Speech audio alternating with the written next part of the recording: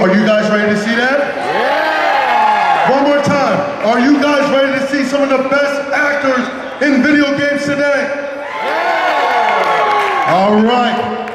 I am Eric the Smoke Moran, but you have the distinct pleasure of being witness to the greatest show in video game history. Ladies and gentlemen, I am one of the members of Pass the Controller, along with my co-hosts and producers and creators of the show, Mark Knuckles Carter and Brian Civic Money Lessig. How you doing, Mark? What's going on, Smoke, man? Yo, guys, welcome to one of the best panels, man. Again, my name is Mark Knuckles Carter. This is Brian Civic Money Lessig, and you already know everybody doing?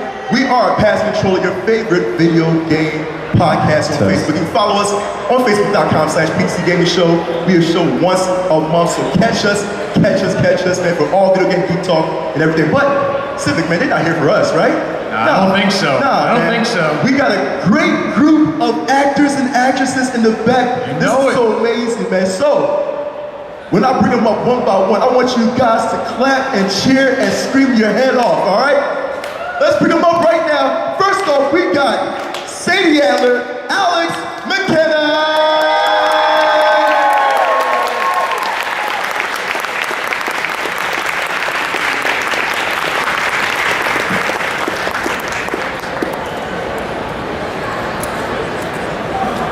Next up, we have Micah Bell, Peter Blomquist. Give it up for him. All right. That's what I'm talking about. Who we got next, Mark? We got John Marston, Rob Wiethoff.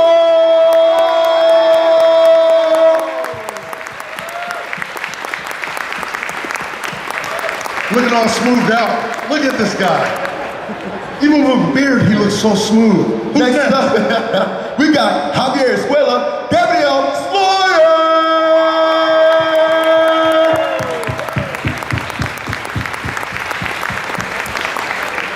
All right. I'm loving this. Who else we got, Mark? We got Bill Williamson, Steve J. Palmer.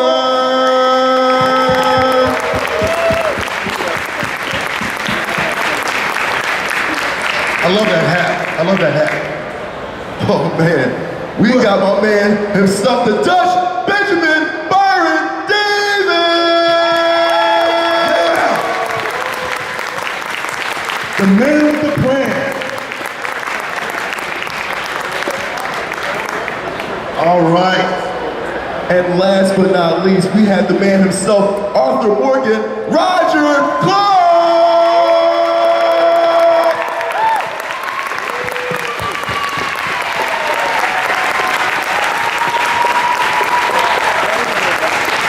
Look at this handsome crew.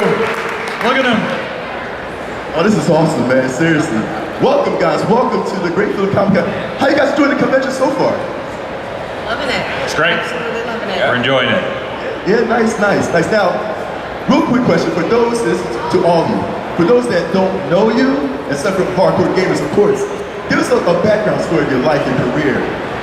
Just pretty much how you got into the business of acting.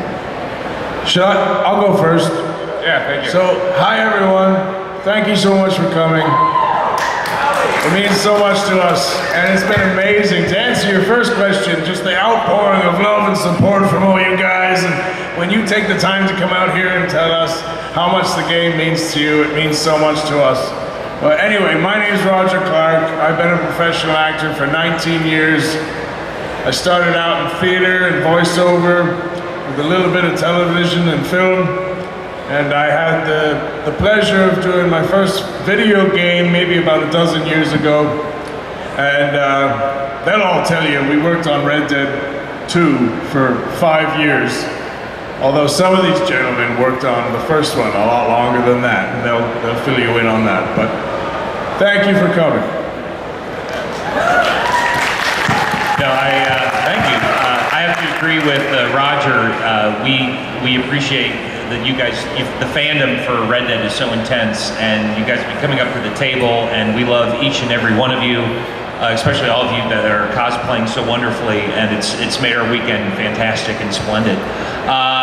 For those of you who really don't know me, my name's Steve J. Palmer. I grew up in Daytona Beach, Florida, and I got into stand-up comedy starting when I was 16 years old, doing impressions, and my dad helped me write my first stand-up act. I did it through high school. I auditioned, got a theater scholarship. I went to college at University of South Carolina on a theater scholarship, and I went from there, did regional theater up and down the Eastern Seaboard.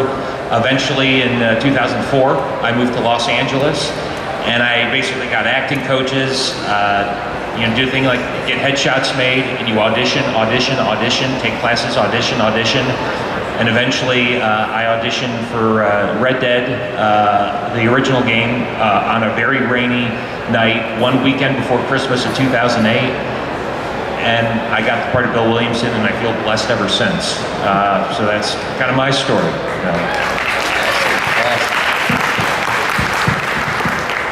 What's up? Short but sweet. My name is Gabriel Sloyer. I play Javier Escuella, and also fans might know me from GTA 5. Oscar Guzman, Trevor's the guy who teaches Trevor to use the airplane, make the shipments. You know what I'm talking about.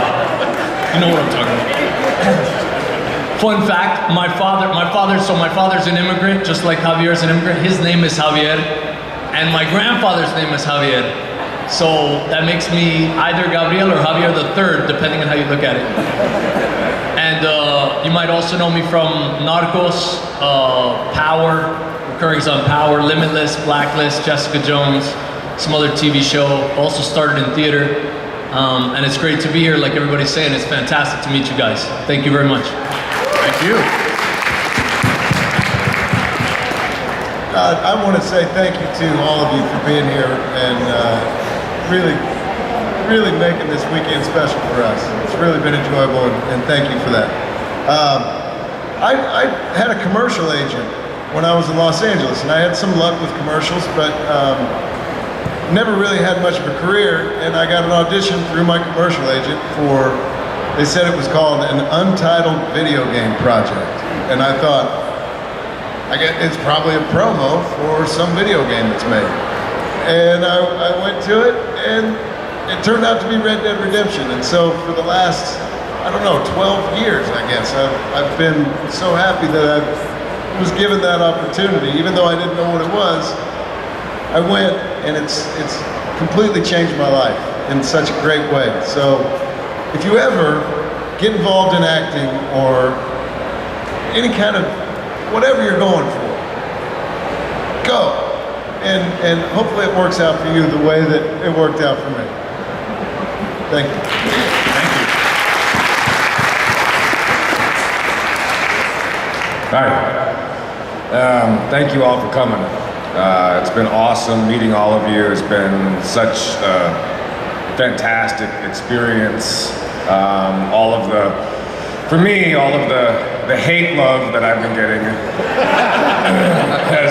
has been awesome, actually. So thank you for that. You earned it. You earned it.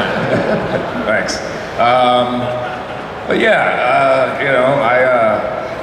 I'll sort of mirror what Rob said regarding getting involved in the project, for example. It was a random audition, I didn't know what the hell it was for. Then I didn't hear anything for like 6 months. And I got a call. And I still didn't know what the hell it was for. Because I didn't remember doing the audition, I didn't know what the audition was for. So then I showed up, and then lo and behold, 5.5 years of working on the project. And meeting all these relatively decent people. No, fantastic people, and becoming such great friends with all of them, and then of course being able to come here and get to know all of you guys. So thank you for coming. It's been great.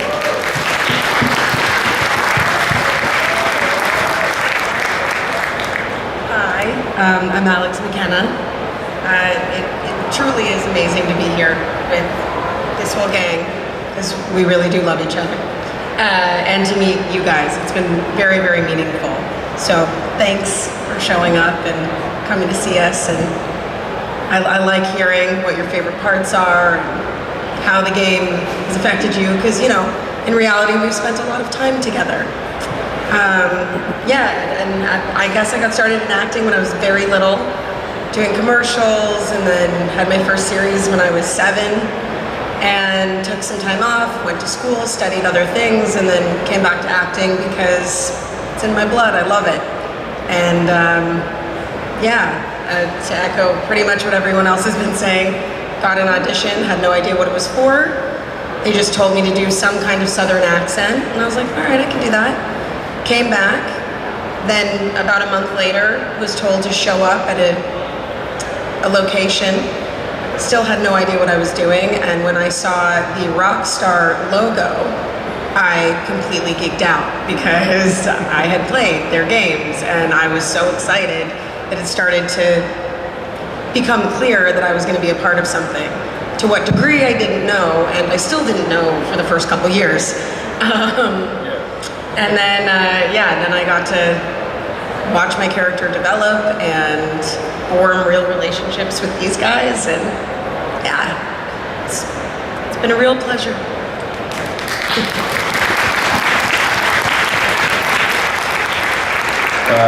Hi, I'm Benjamin Byron Davis.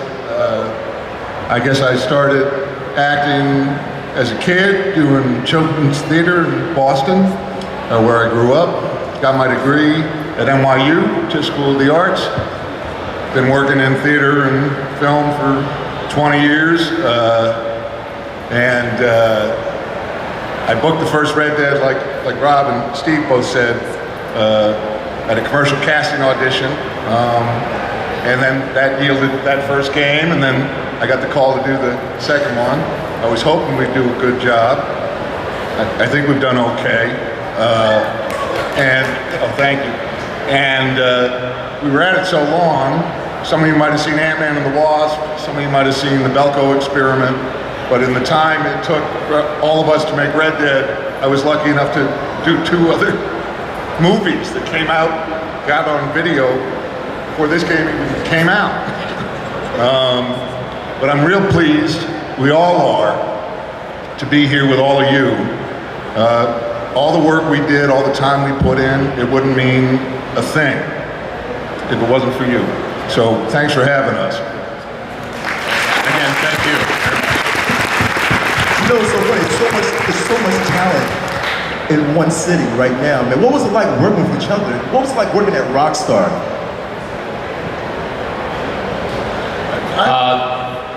Working at Rockstar, I've been working with them on and off. Oh, did you want to say something? Oh, okay. Working at Rockstar, I mean, on and off for 10 years, it's an amazing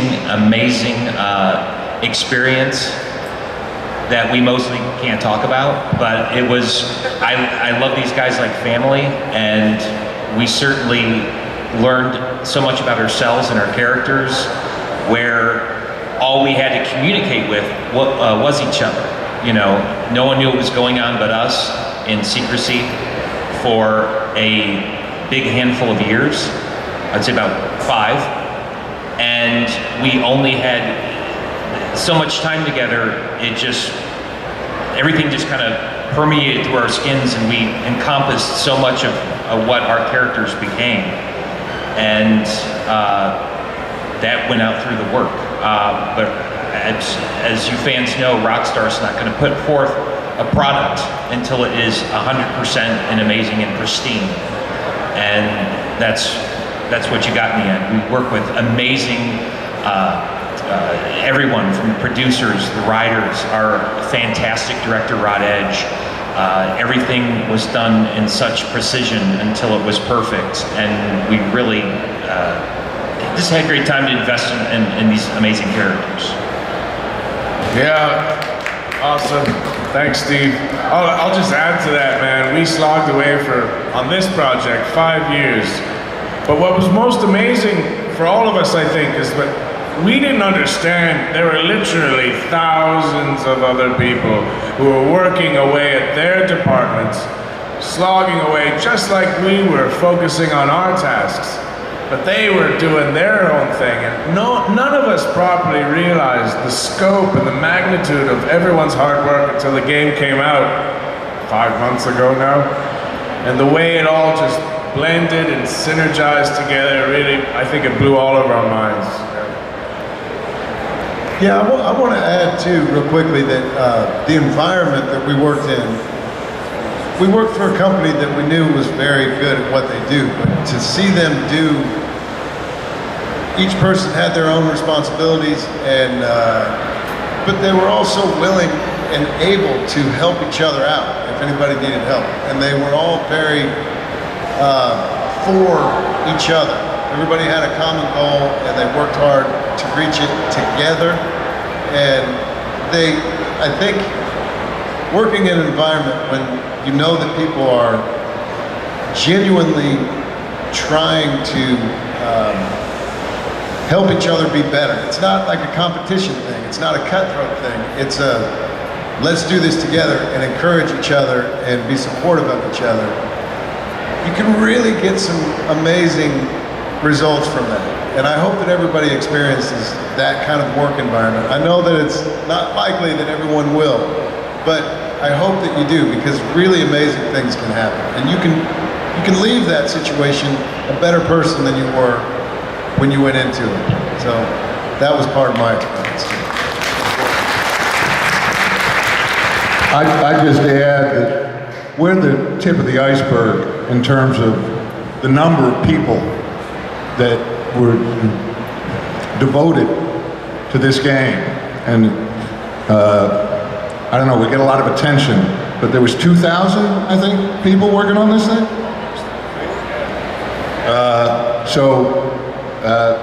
We couldn't have done this without them.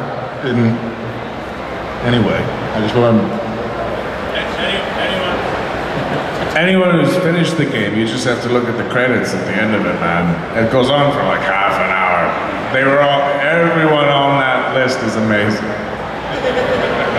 That's excellent. That's excellent. And besides your role in the game, you guys are notable actors and actresses as well too. Real quick question to Alex. Being in a game with a strong, or all-male cast, but having a strong female lead, how was that like? Well, I was very, very fortunate due to the writing that Sadie, yes, she's a female, but she's just a strong character. And I think Rockstar did something that is rather unusual in the gaming world, where my character has an incredible arc. She starts out, she's basically lost everything. She's vulnerable, she's in a bad way, and becomes this incredible badass. And because Rockstar just let her be a strong character and not just a strong female, she's not a love interest either. There's a really wonderful friendship and mutual admiration and respect that they foster throughout the story. And I mean, it was pretty awesome. For me, Alex, I loved being, the one lady in the gang. These boys are our family. We just had a blast, and all consummate actors. I couldn't have had a better cast to play off of. We're really, really fortunate. I know we've said this to some of you individually, but doing the scenes together was like performing theater in the round. And so we were in a studio that looks a bit like what we're sitting in now, except cameras everywhere. We're wearing what I like to call scuba diver superhero suits, which were just, dressed in tight black jumpsuits with these motion capture balls all over us, and helmets, cameras, so we're basically in close-up the entire time, which is why our characters resemble us so much, essentially. That leads to a question. I'm sorry. I wanted to just bounce off what you just said. One of the things I was wondering about is being veteran actors of stage and screen and TV and all these various other media. What are some of the intrinsic challenges that you encounter when doing a video game as opposed to those others? I'm just gonna say one, hugging. Hugging is a problem because you have so many wires. And so you're like, oh God, we gotta cut. I'm stuck, can somebody get me off? So I called it the tusk. You know, we had a thing coming off the side of our helmet. We had a helmet on our head, had our character's name, or our name, on it. And then this big arm coming off of it, the camera about here. So we were gonna do a scene together. I've got this tusk off of my head, she's got this tusk off of her head, and we want to get close, so we got to go in or out, poke each other in the eye. You don't have to deal with that on a film set or on stage. So all in all, you would say it's probably a little more difficult in some of the the logistic. It's an adjustment. aspects. Yeah. One of the challenges was our set would be dimensionally accurate, but it would literally just be rigging and pipes. We had amazing set builders, and they broke down and set up stuff in record time. But when we would walk into the studio, it was just a bunch of pipes. But that's where the animators were vital, because they would show us the actual environment on a computer screen. And so that helped inform our performance, because we actually knew where the setting of, or the environment of our stage, for lack of a better word, was. So that was something to get grips of. And also we learned to ask the right questions, like, what time of day is it? Is the weather gonna be, is it raining or is it not raining? And all these things we learned over time to ask, so it would help better inform our performance and make it more accurate to the setting at hand. That's definitely. Is this on? Can you hear me? Yes, we can hear you. I'd also like to add that it's a complete, we're on the vanguard of this medium.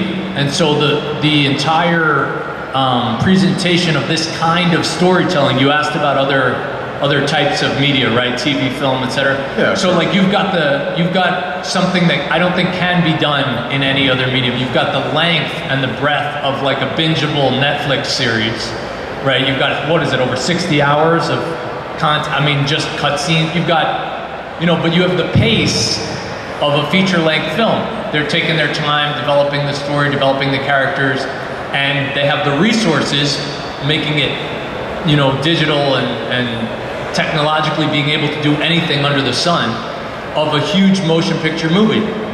So by combining all those elements, I think it is able to accomplish something that has those pieces of the different media, but is totally unique, and I don't think can be done, at least right now, in any other medium except for in a video game, weirdly enough. So the acting has to adjust, for sure, but the whole experience becomes something, I think, that's greater than its parts. And just along those lines too, were there any particular scenes that you felt were more difficult than others? Is there anything that stands out as a particular challenge, like saying something that we can all remember, like this particular part was a nightmare, or this particular part was so much fun? What stands out for you? Working with Peter. Working with Peter is tough. Thank you. Nightmare. I don't know if you've gathered that yet, but it was one of the biggest challenges. And Likewise. No, I mean working with myself. I was gonna say. Yeah. It would be hard for me to be another person. I can only imagine trying to be Peter is difficult. I'm sorry. I apologize to you, Apology accepted, I guess. Pistols at 20 paces, guys.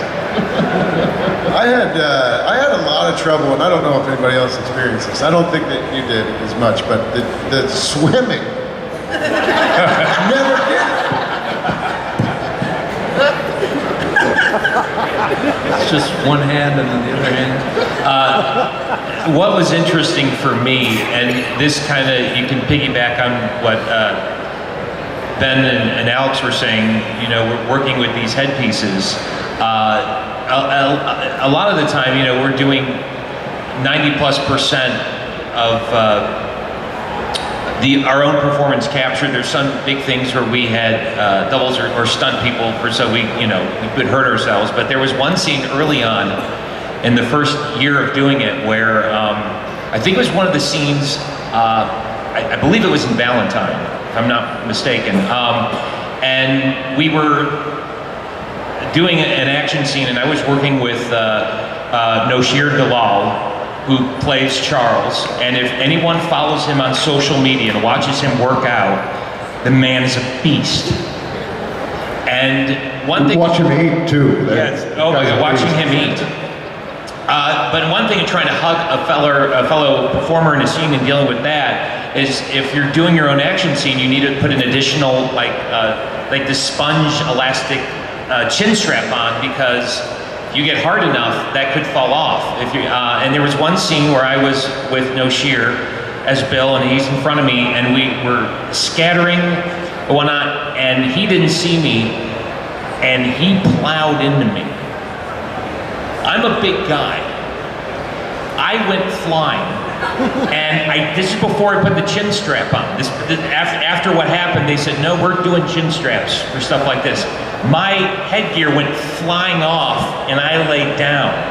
And the crew behind the table's laughing because they're looking at their version of the performance capture, and Bill's head is just floating off the body. And I just remember laying down, and everyone's laughing. And Noshir's looking around, had no idea what happened, and just turned, where's Steve? And looked down, and it was like, and I was laughing too, but yeah, so that's a different element. Also, never mess with Noshir.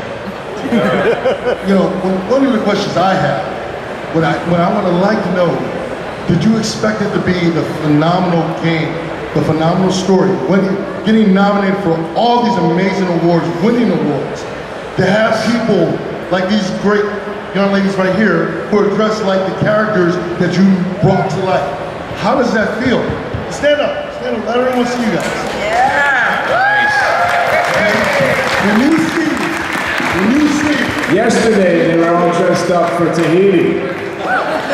so when you see people like these great cosplayers who are dressed up as characters that you all brought to life, how does that make you feel? Really, like, what's it like? Where's Dutch? Don't worry, he has a plan. It means so much. I mean, we did it for you guys. We worked hard, and we tried to do the best job that we could. So when you take the time out of your schedule to tell us how much it meant to you, it means so much. And speaking as a newcomer, you know, Steve, Rob, and Ben, we wouldn't be here if it wasn't for those guys. And yeah,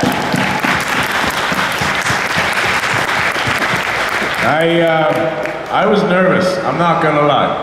I knew I had big shoes to fill, but eventually it got to the point where I realized it's not even worth trying to fill those shoes. Those shoes will always be full. Get your own shoes.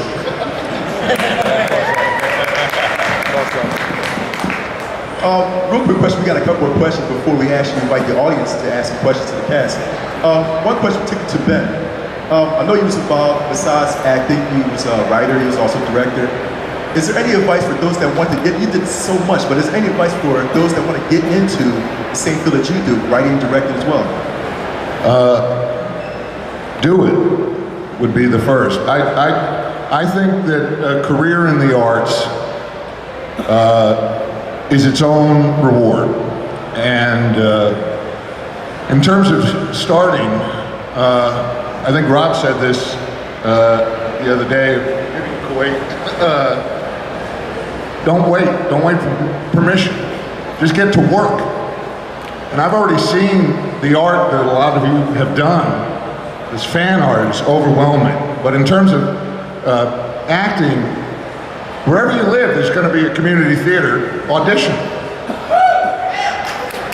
You have a phone, it's got a camera, better than the camera I had when I was a kid. Make a movie. Put it on YouTube. Don't wait Get to work. That would be my advice. The other thing I would say about a career in the arts, a lot of people talk about being an actor and getting rejected. It's the wrong way to look at things. You can help with some projects, you can't help with others. I don't think there's another person that could play Sadie, I know it. I don't think there's another person that could play Dutch, I know it. It's my part, Sadie's her part. Go get your part. There's a part out there for you. And don't get disappointed with rejection, because it's not rejection. It's part of the process.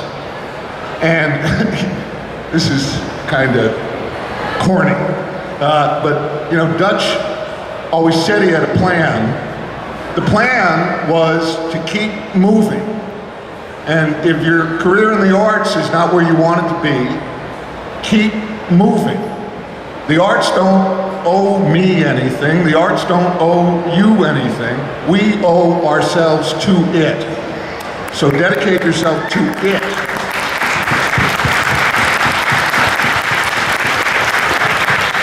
Absolutely, man. That's wise words. So now, we're going to invite you guys to ask some questions to the cast. If you got a question, definitely raise your hand. We got Civic right there. Stand up. We got a lot of questions. I see somebody up here.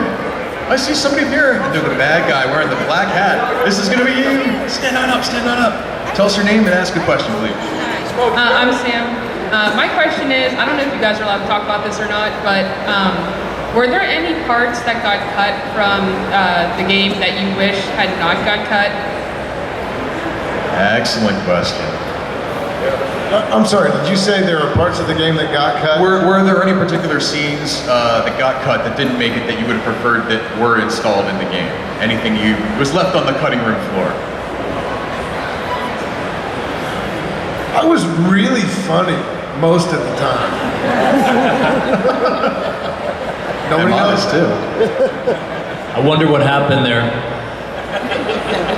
I fought off wolves when we rescued Rob. I had a whole wolf fighting scene.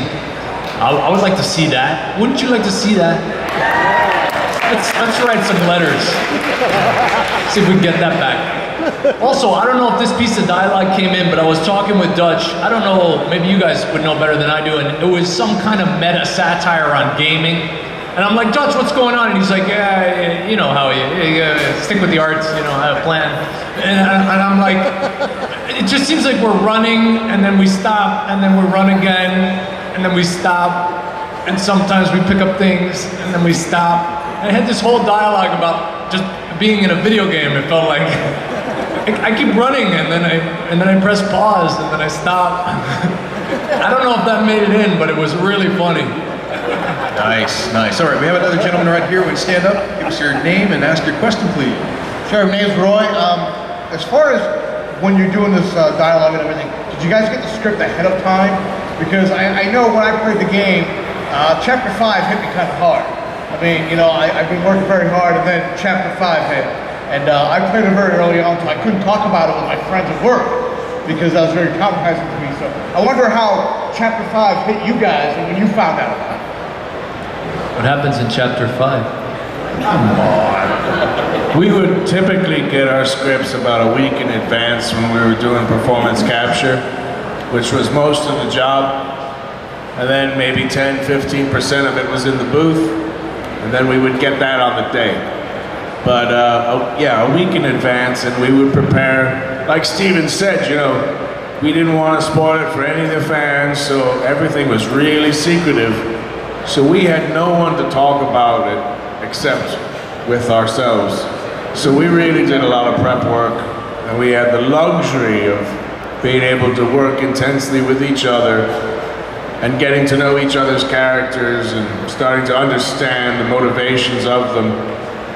So that was kind of invaluable. So in ways, the NDA was kind of a double-edged sword. It was actually a benefit as well as what could be conceived as a hindrance in some ways.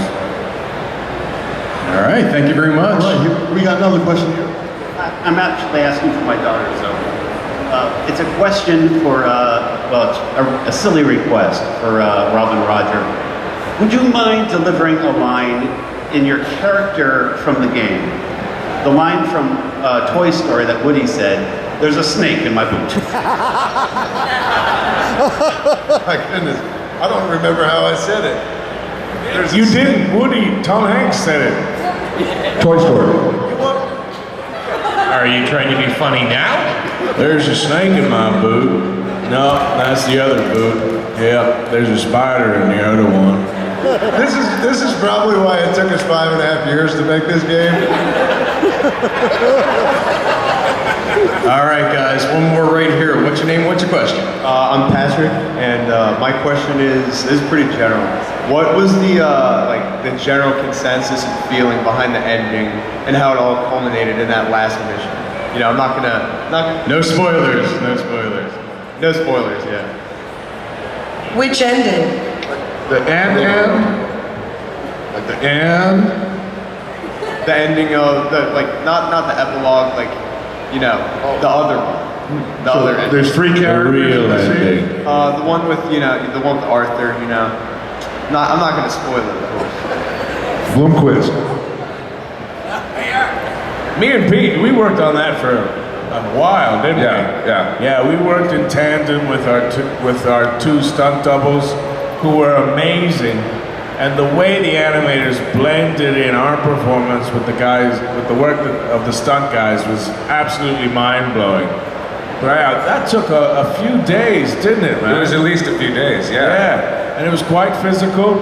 And well, for a lot of that choreography, the stunt guys were doing the fight. Yeah, but the animators would butt in every once in a while, saying, "Oh, it'd be really cool if you did that too." Like elbows to the faces and smashing heads into the cliff face.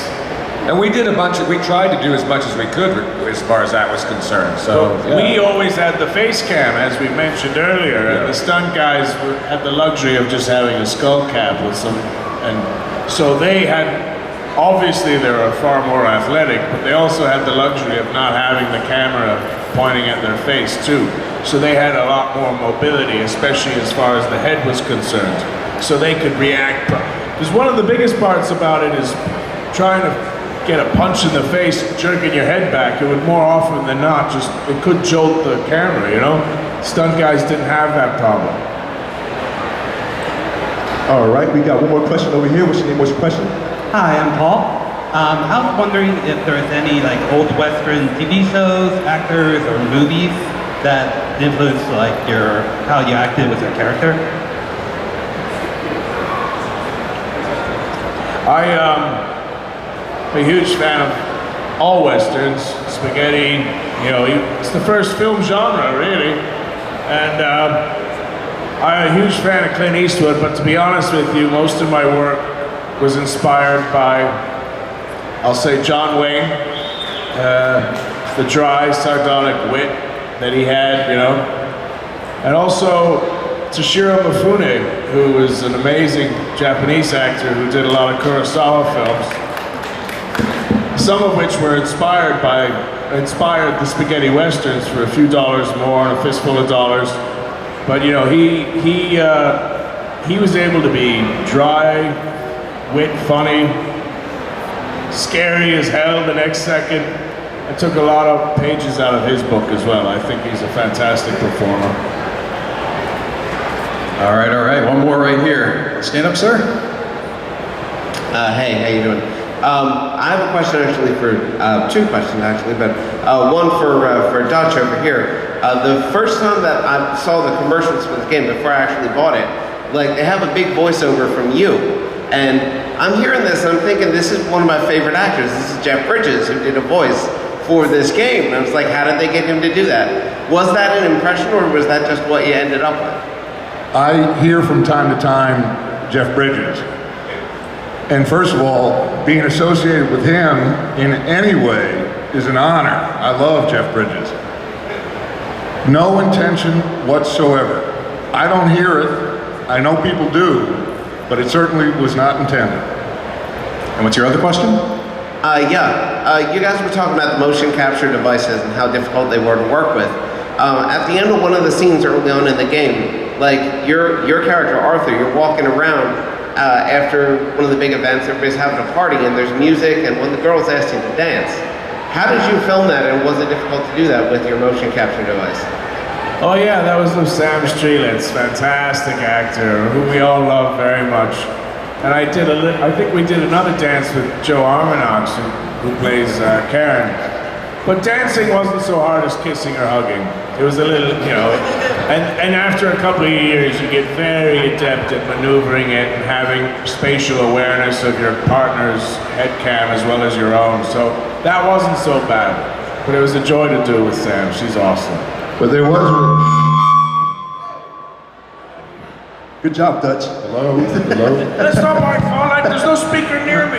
I just wanted to bring up Kylie Vernoff, who plays Miss Grimshaw. I got to dance with her. It was my great honor to do so. And she had to look at my chest instead of in my eyes, because I'm much taller. I'm 6 inches taller than Dutch is. But dancing with her was great. All right, we got one more question over here. What's your name and what's your question? My name is Sean, and I actually have a request for Benjamin. Would you possibly be able to deliver your famous line, those damn O'Driscoll boys, to me? Say it again, I didn't hear it. Would you possibly be able to deliver your famous line, those damn O'Driscoll boys, for me? Those damn... What am I doing wrong? Am I doing something wrong? Those damn... Come on, sound guy. Yeah, should I try another microphone? The part of Dutch will be played by... Yeah, can you do it again? The line is, those damn O'Driscoll boys? Those damn O'Driscoll boys? That's the line you want me to say? Okay. Did I do it?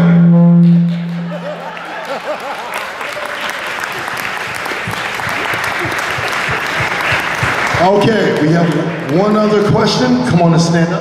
Tell us your name. My name is Dean. I have a couple questions. You get one. I get one? All right, we'll start with the one that applies to a few of you. For those of you who portray returning characters from the first game into the second, are there any interesting differences in the way you performed? If so, what elements did you find important to eliminate or introduce to the characters in fitting the evolving narrative? And for those of you who don't have the criteria for that question, I also ask, what are your personal interpretations of the word redemption, and how do you feel that could apply to each of your characters? Sorry if it's great work. Dean that's is amazing. so prepared. It's a good question. I'll start when I found out this was going to be a prequel. The people who play the original game is just like, wow, Bill Williamson is really angry, and he is. And what I wanted to do is bring a more kind of like go in depth on his more human side. And I would recall a mission in the first game where it's the one where John and Abigail go to deliver the corn seed to Bonnie McFarlane, and they're coming back and they're talking about everything John went through, and he's talking about just how crazy Bill had gotten in New Austin, and Abigail had mentioned, she's like, Bill? A terror? And she's like, that's not who he was. He's a clumsy, dolt, idiot. And going to the second game, I made the decision, is like, I wanted to show Bill how Abigail saw him. Whereas this clumsy guy, but she said it in kind of like, kind of a passive but somewhat warm, like, Bill's harmless. How did he turn into that? So when I approached Bill in Red Dead 2, I took it as someone who really just wanted attention. I took it as Bill as someone who's just completely misunderstood and doesn't know how to express himself properly. And that's the impetus into what you guys got in the new game. I think Micah is misunderstood, tremendously misunderstood. So yeah. Yeah, Micah wasn't in the one. He was there in spirit. Yes. Okay, we got one more question. The last question. All right, what's your name? What's your question? Hi, I'm Juliet. So my question is, like, if you played through the game, do you play with high honor or low honor? High honor. I can't play with low honor. I can't bring myself to do it. High honor. Definitely. It's the best ending. Nice, that's excellent, that's excellent. Well, that's all the questions that we have. And guys, thank you so much. You guys are such an inspiration. Everybody give a big round of applause for the cast of Red Dead Redemption 2 right here at Gabriel. Thank you so much, everybody. Thank you. Give them a big round of applause, ladies and gentlemen. Give them a standing ovation, because they worked really hard to make this game come to life and making all of you the biggest fans on the planet. Thank you so much. Thank you. They all deserve Oscars, in my opinion. Thank you. Real quickly, I just wanted to mention I took my boot off because there's a snake in my boot. Thank you, guys. And everybody enjoy the rest of the Great Philadelphia Comic Con. Thank you.